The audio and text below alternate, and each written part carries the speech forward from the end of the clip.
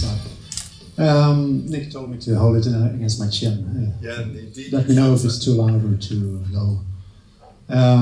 Let's see. So, yeah, our startup, we started in the accelerator in August. We came in with the idea. Well, I'll tell you something about the team first.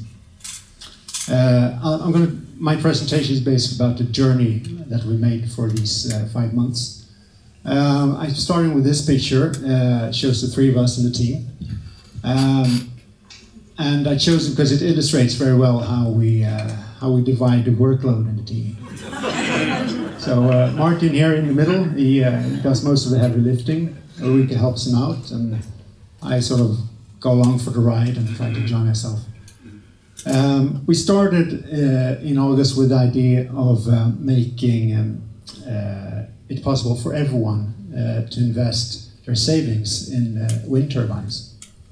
So we built this website, and then we had a very good coach called Dan over there. He asked us, well, how do you know that people actually want to invest their savings in wind power? And we thought, well, of course they do, it's a great investment. But to prove Dan wrong, we obviously went out and talked to people on the street here in Malmö. We went out to, got in the car, drove around Skåne. Wherever we saw a wind turbine, we got off the car and knocked on the doors of houses in the surrounding area, asking them, how would you like to become a co-owner of this wind turbine? And the result was not overwhelming. Some people were actually interested, but most people had a lot of objections. They said, well, wind turbines, they destroy the landscape. I heard it's not a profitable investment anymore, etc., etc. So we were quite beat down from this, but we got something very valuable from it, and that was that whoever we talked to, they all came out spontaneously with comments on solar power. They would say, "Well, you guys are, completely wrong with wind power. Solar power is the future. Solar power is smart. If you had come to me with a solar power investment, I would have invested, etc."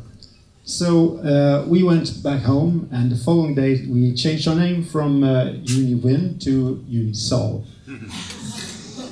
So crowdfunding for solar plants, and to make that happen, we needed to have rooftops to place the panels on.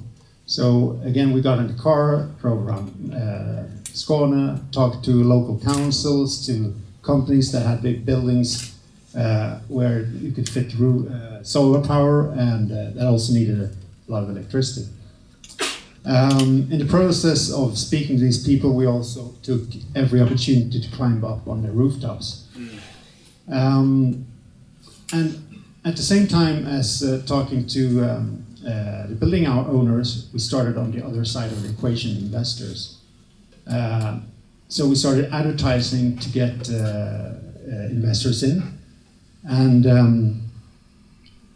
when you advertise for investors, you need to come across as very trustworthy, serious, give a solid impression. And this also applies to the channel where you advertise. So for that purpose, we chose blocket.se. And believe it or not, we actually got some really high-quality investors through there. But our advertising became more sophisticated over time, and now we're using our own crowdfunding portal. At unisol.se, you can go home tonight and you can find a project that you find interesting. You can sign up to invest as many panels as you want, and then after you've invested, you can follow an investment with your own login, and just like you would with your own stockbroking account. So I'll round off with a picture of me and Martin here. We're standing on top of the, just up the street from here, at the Malmö Stadsbibliotek. That's the municipal library of Malmö. And we're taking measurements to build one of our solar plants. And then in the background, we can look back at E.ON. That's all for me.